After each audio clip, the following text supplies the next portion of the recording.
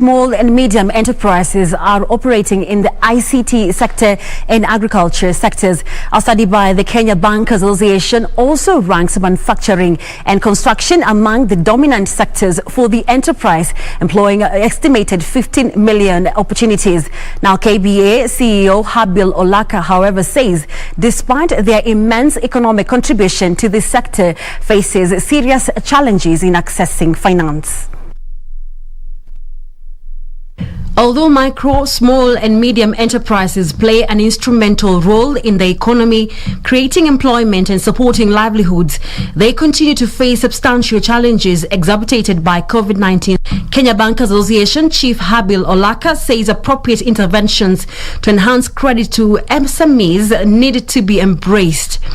Any conversation on economic recovery in a sustainable way cannot avoid the issue of addressing the strengthening of the MSME sector.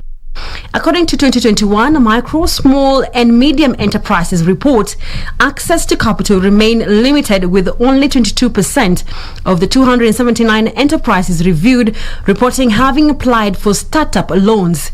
Out of this, only 9% was from banks, 64% from own savings, and non-loan support from family and friends at 12%. This is a reflection of the fact that there was some level of commitment for these enterprises to actually grow.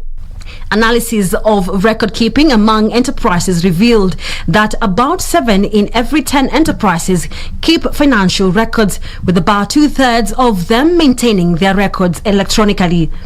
Most of the businesses surveyed are micro, with 85% and 87% having less than 10 full-time and part-time employees respectively. Now we focus on